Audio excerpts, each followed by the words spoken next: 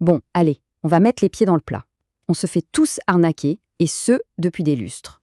On nous balance à la gaule un chiffre, le fameux bénéfice net, comme si c'était la parole divine. C'est le premier truc qu'on voit, en gros, en gras. Mais vous savez quoi? Ce chiffre, c'est du flan, une putain d'illusion. Et aujourd'hui, on va démonter cette arnaque, pièce par pièce. Et ça nous amène à la question. La question à 1 million. Ou plutôt la question à 100 millions. Tiens, une boîte annonce 100 millions de bénéfices. Ok, super. Mais est-ce que ça veut dire qu'il y a 100 millions de bifetons bien au chaud sur le compte en banque? Que le patron peut prendre sa mallette et aller s'acheter une île? On croit tous connaître la réponse, hein. Eh ben préparez-vous, parce que ça va piquer. Voilà. La réponse, c'est ça. Un non, mais un non catégorique. C'est même pas nommé, c'est putain que non. C'est le mensonge originel de la finance, le plus gros bobard. Et c'est justement pour ça qu'on a un outil, un seul, pour démasquer les menteurs, le tableau de flux de trésorerie. Alors, entrons dans le vif du sujet, le grand mensonge comptable. Pourquoi est-ce que ce bénéfice net, c'est du pipeau intégral? Eh bien tout ça, c'est la faute d'un truc, un concept à la fois génial et complètement tordu, inventé par des mecs en costard qui devaient vraiment se faire chier dans leur bureau. Et le coupable, le voici. La comptabilité d'engagement. C'est l'art de compter du pognon qui n'existe pas encore. C'est simple. Tu vends un truc, disons une bagnole à 50 000 balles. Paf, tu l'inscris direct dans tes revenus, ton bénéfice y fait un bond, c'est la fête. Sauf que le client, lui, il te paiera peut-être dans 3 mois. Donc pendant 90 jours, ces 50 000 balles, c'est du vent. C'est une promesse de pognon, pas du pognon. Franchement, cette image, elle dit tout. Le compte de résultat, là, la belle histoire, c'est le profil Tinder de la boîte. La photo prise il y a 10 ans, avec le bon filtre, le bon angle, c'est de l'opinion pure, du marketing. Et de l'autre côté, on a le tableau de flux de trésorerie. Ça, c'est la photo de toi prise par la caméra de sécurité à 4 heures du mat quand tu retires du cash après une soirée difficile.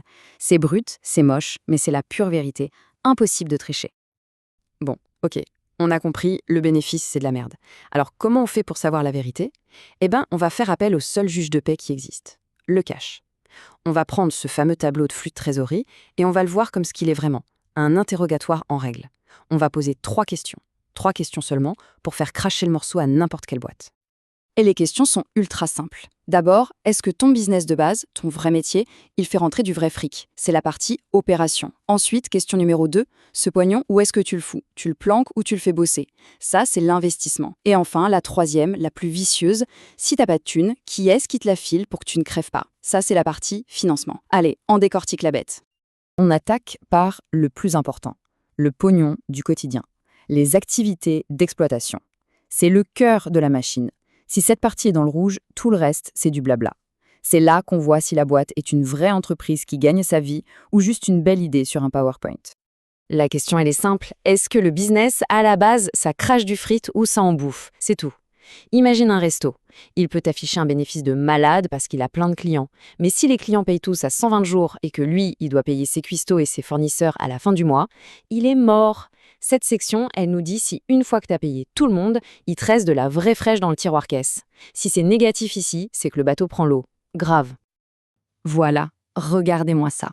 La bête est là. Ça, c'est un vrai tableau de flux de trésorerie. On part de tout en haut, la première ligne, le net income. C'est le chiffre officiel, le mensonge qu'on nous a servi.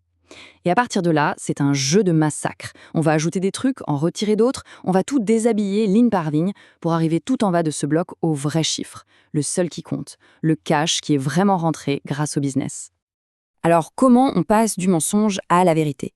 C'est une sorte de magie noire, mais en fait c'est super logique. On prend le bénéfice, cette merde de net income, on lui rajoute des trucs comme l'amortissement. C'est quoi ça? C'est une dépense bidon, une pure écriture comptable. T'as pas sorti un centime. Donc on le remet.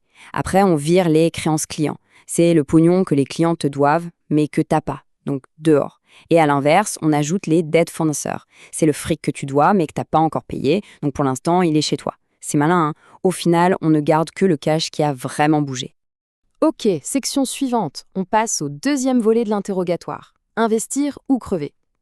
Imaginons que la boîte, miracle, génère du cash avec son business. Cool. Et maintenant, qu'est-ce qu'elle fait de ce pognon? Elle le met sous le matelas en attendant que ça se passe ou elle s'en sert pour construire le futur? C'est dans cette partie qu'on voit où part la thune. c'est là qu'on voit les dépenses pour le futur, les achats de machines, la construction de nouvelles usines, le rachat d'un petit concurrent pour le bouffer tout cru, bref, tout le pognon qui sort aujourd'hui dans l'espoir, en théorie, d'en faire rentrer 10 fois plus demain.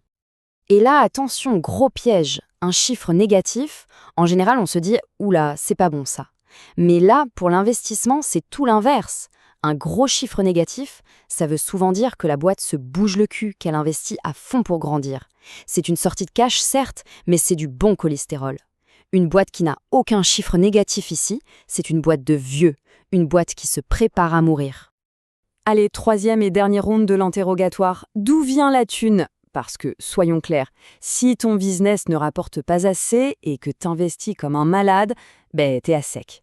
Alors comment tu fais pour pas mettre la clé sous la porte ? Tu vas toquer à d'autres portes pour trouver du pognon ?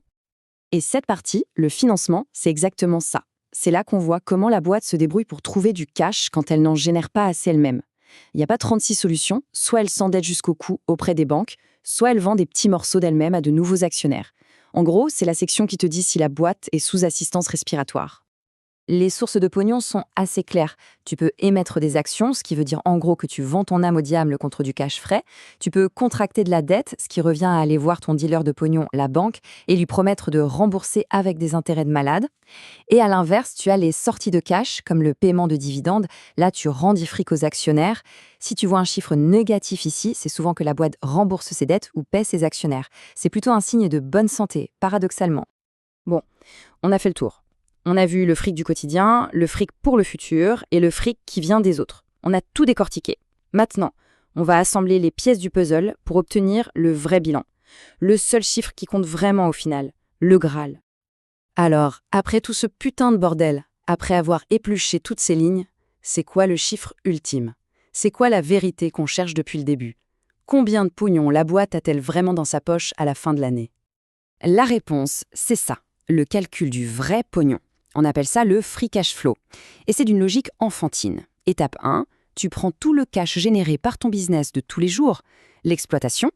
Étape 2, tu enlèves tout le cash que tu as dû dépenser pour acheter des machines et préparer l'avenir, l'investissement. Et ce qui reste, c'est le fric libre. Le cash net, pur, disponible. Et ce fric libre, c'est le nerf de la guerre. C'est avec ce pognon-là, et uniquement celui-là, qu'une boîte peut faire ce qu'elle veut.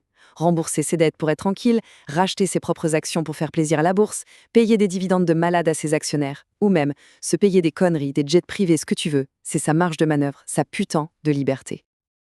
Alors voilà, la prochaine fois qu'un guignol en costume sort un article avec « bénéfices records » en titre, souriez et allez chercher le tableau de flux de trésorerie. Parce que, et retenez bien ça, les profits, c'est une opinion, le cash, c'est un fait. Alors la vraie question, c'est qui va-t-on croire ? L'histoire bien coiffée qu'on nous raconte ou la dure réalité du relevé de compte ?